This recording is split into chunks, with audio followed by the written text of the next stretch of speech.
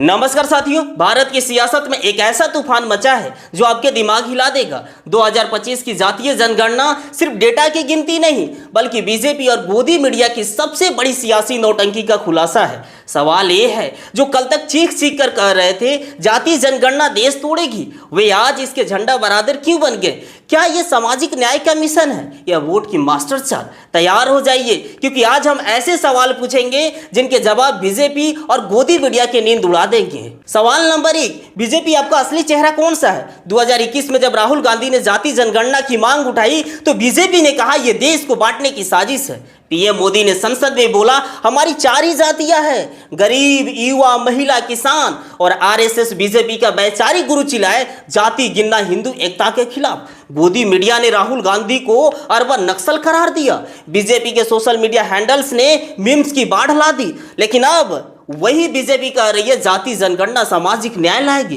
तो सवाल ये है, बीजेपी 4 साल में आपके दिल कैसे पसीज गया? या ये सिर्फ सियासी नौटंकी है क्योंकि ओबीसी वोटर आपसे नाराज हो गए हैं?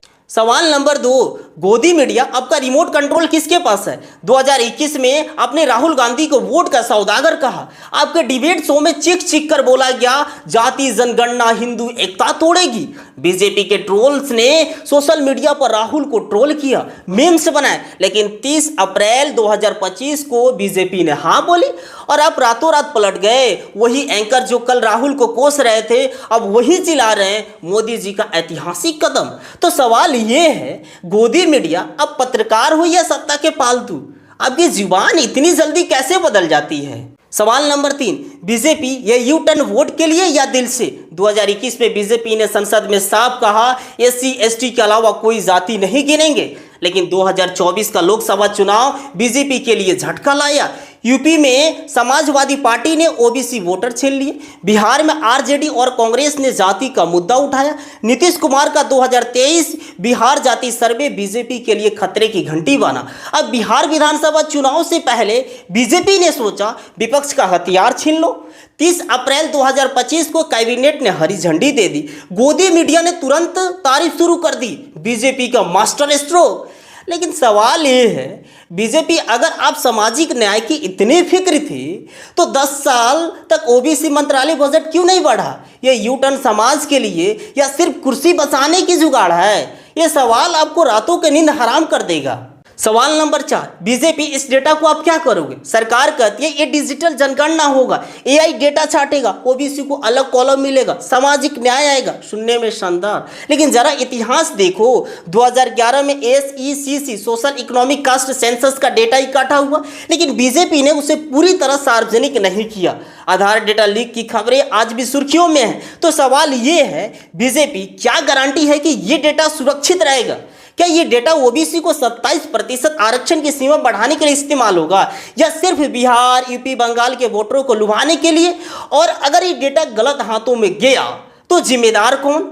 ये सवाल आपके दिमाग चकरा देगा। सवाल नंबर 5, बीजेपी विपक्ष की मेहनत की क्रेडिट आप क्यों ले रहे हो? राहुल गांधी ने 2022 की भारत जोड़ो यात्रा से लेकर 2024 के मैनिफेस्टो तक जाति जनगणना को जिंदा रखा। बिहार में नीतीश कुमार ने 2023 में जाति सर्वे करवाकर बीजेपी को बैक फुट पर ला दिया। कांग्रेस ने वादा किया जाति जनगणना करेंगे, लेकिन बीजेपी ने बाजी मार ली।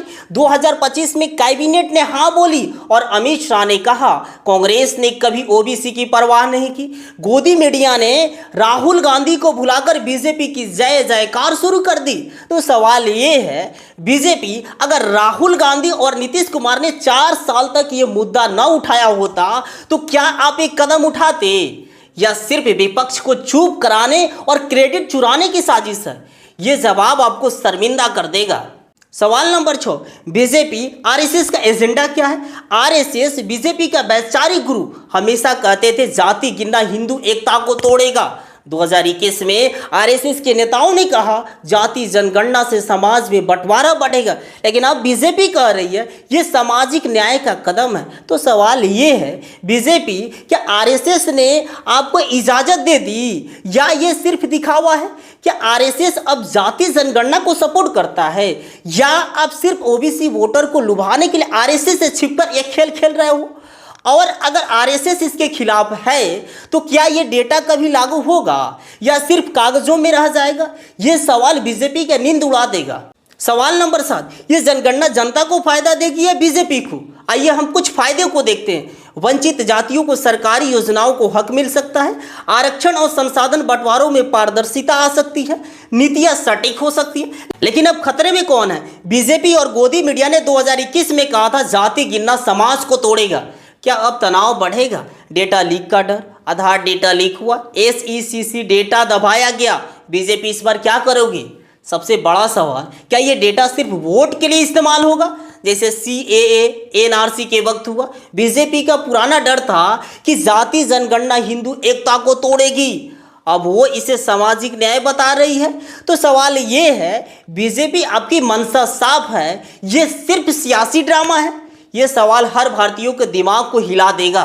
अब सवाल आप लोगों से है कि क्या अब आप लोगों को बीजेपी और गोदी मीडिया पर भरोसा है? जनता हैरान है। कोई बोला बीजेपी का यू टर्न सिर्फ वोट की जुगाड़ है, कोई कहता है गोदी मीडिया तो सत्ता का ढोल पीटता है। गांव की चौपाल से लेकर शहर की कॉफी शॉप तक लोग पूछ रहे हैं, अगर बीजेपी को सामाजिक न्याय की इतनी फिक्र थी तो 10 साल तक ओबीसी के लिए ठोस नीतियां क्यों नहीं बनाई? अगर गोदी मीडिया को सच की परवाह होती तो राहुल गांधी को ट्रोल करने की बजाय ओबीसी के मुद्दे पर डिबेट क्यों नहीं किया? तो ये सवाल है जनता, क्या आप बीजेपी के इस यू टर्न को सच मानोगे या सवाल उठाओगे? ये सवाल आपको जवाब ढूंढने पर मजबूर करेगा। तो साथियों, 2025 की जातीय जनगणना भारत के लिए बराबरी का सुनहरा मौका हो सकती है, लेकिन बीजेपी और गोदी मीडिया का यू टर्न सवाल उठाता है, क्या ये समाज को जोड़ेगा या सिर्फ सियासी तमाशा है? हमने 8 दिमाग हिला देने वाले सवाल पूछे, जिनके जवाब बीजेपी और गोदी मीडिया की नींद उड़ा देंगे। अब आप बताओ, बीजेपी की मंशा साफ है या ये वोट की नौटंकी है? कमेंट में अपनी राय जरूर लिखें। इस वीडियो को शेयर करो ताकि हर भारतीय इन सवाल का जवाब मांग सके। सच्चाई की जीत होनी चाहिए। नमस्कार।